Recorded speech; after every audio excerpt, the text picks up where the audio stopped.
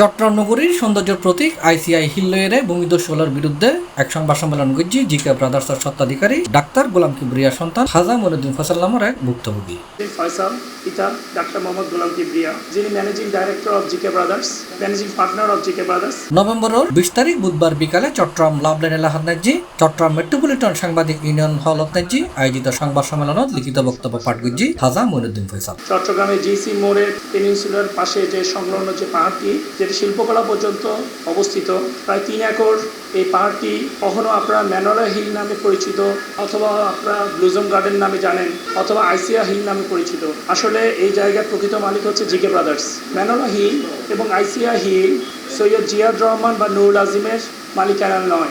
আসল বিএস কতিয়ান, যেটি পূর্ব নাসিরাবাদ মালিক, আইসিয়া পাকিস্তান, পরবর্তীতে আইসিয়া বাংলাদেশ হতে 1970 সালে জিকে ব্রাদার্সের পক্ষে ম্যানেজিং পার্টনার হিসেবে ডাক্তার মোহাম্মদ গোলাম কিবরিয়া, এফ.কে গজনবী, যিনি ছিলেন আইসিয়া পাকিস্তান এবং আইসিয়া বাংলাদেশের একমাত্র ম্যানেজিং ডাইরেক্টর এবং চেয়ারম্যান, ওনার কাছ থেকে খরিদ করেন। 1970 সালে চুক্তি ছিল এফ.কে গজনবীর সাথে। এফ.কে গজনবী 1971 সালের পরে 1972 সালে রেজিস্ট্রি করার সময় যেহেতু বায়নামূলে চুক্তি আর কন্টিনিউ করতে পারেনি, বায়না চুক্তি অনুযায়ী কবলা সম্পাদন না করায় জিকে ব্রাদার্স প্রথম যুগ্ম জেলা জজ আদালতে অপর 41/74 নং মোকদ্দমা দায়ের করেন এবং তার পরবর্তীকালে 77 সালে জিকে ব্রাদার্সের পক্ষে রায় হয়। এটি হাইকোর্টে গিয়ে 9/78 সালে একটি ডিগ্রি হয়। 9/78 একটা মামলা আইসিয়া বাংলাদেশ করলে তা জিকে ব্রাদার্সের পক্ষে রায় হয় এবং ওদের নিষেধাজ্ঞা বাতিল হয়ে যায়।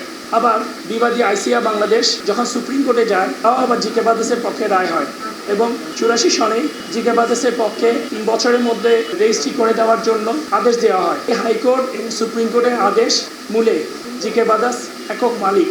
84 সালে সুপ্রিম কোর্টের আদেশ মূলে এরপরে জিকে ব্রাদার্স হাইকোর্ট আদালতের আদেশ মূলে ওখান থেকে উচ্ছেদ মামলায় বাদী হয় এবং পরবর্তীকালে ভাড়াটিয়া পারফিউম কেমিক্যাল থেকে ভাড়াও গ্রহণ করে আদালতের মাধ্যমে। আইসিআই বাংলাদেশের ম্যানেজিং ডাইরেক্টর পরবর্তীকালে 1995 সালে এসে উনি জিকে ব্রাদার্সের সত্ত্ব অস্বীকার করেন। আনিসুদ্দৌলা, যিনি 1985 সনে ছিলেন না, 1995 সালে এসে উনি জিকে ব্রাদার্স টাকা দেয়নি বলে একটি মামলা করে, এটি তৃতীয় সাবজজ আদালতে 100/95 এবং উনি একটি ডিগ্রি পান, যেটা তৃতীয় সাবজজ আদালত থেকে। জিকে ব্রাদার্স সাথে সাথেই 54/97 একটি মামলা দায়ের করে হাইকোর্টে, সিআর মামলা, এবং আদালত থেকে 239/99 মূলে 37/99 মূলে নিষেধাজ্ঞা প্রাপ্ত হয়।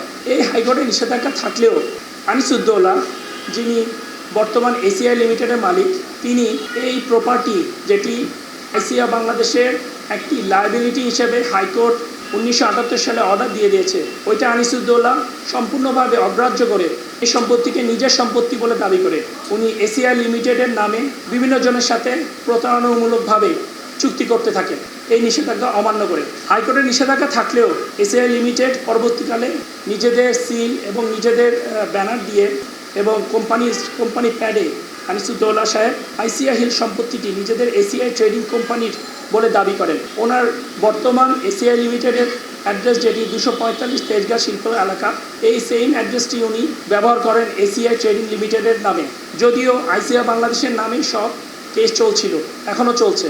এবং পরবর্তীকালে 2004 সনে এসিআই লিমিটেডের এই আনিসুদ্দৌলা সাহেব উনি বিভিন্ন জনকে পাওয়ার দিয়ে এই আইসিআই বাংলাদেশের প্রপার্টিকে উনি এসিআই ট্রেডিং লিমিটেড নামে একটি মিউটেশন করে নেন, এই নিষেধাজ্ঞা থাকা অবস্থায়, যা আদালতের অবমাননার সামিল। আমার বাবা তখন এসি ল্যান্ডে বারবার আপত্তি জানানোর পরেও উনিরা খালি খাজনা দেওয়ার সুবিধার কথা বলে মিউটেশন নিজেরা করে নেয়। আইসিআই বাংলাদেশে এই লায়াবিলিটিকে এসিআই লিমিটেড নিজের সম্পত্তি দাবি করে তিনি ওনার ডাইরেক্টর আজমল হোসেনকে দিয়ে প্রথম পাওয়ার ইঞ্জিনিয়ার নসরুল নামে একজনের নাম করে জাকিরিয়া আবেদিনের সাথে আবার একটি চুক্তি করেন এবং বেশ কিছু টাকা, প্রায় 2-2.5 কোটি টাকার একটি লেনদেন করেন।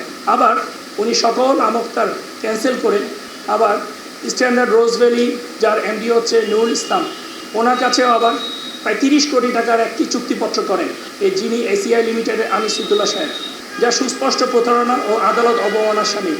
টেঙ্গা রোজ ভ্যালি নুরুল ইসলাম এবং জিয়াদ রহমান যোগসড়কভাবে বিভিন্ন সময়ে দখল করে মামলা মকদ্দমা ভয়ভীতি দেখিয়ে আমাদেরকে জায়গা থেকে পুনরায় প্রবেশ করতে বাধা দিয়ে আসছে। জিয়াদ রহমান তৎকালীন আওয়ামী লীগের সাধারণ সম্পাদক কাজী এনামুল হক দানুর লোকজনকে নিয়ে জায়গা দখল করে দোকান ফায়াত করেন এবং সাবেক প্রধানমন্ত্রীর ফুফাতো ভাই পরিচয় কাজী আকরাম ও নুরুল ইসলাম তার বাহিনী দিয়ে গত 20 বছর আমার পরিবারকে এই জায়গা হইতে বঞ্চিত করে রেখেছে। C plus Chittagong.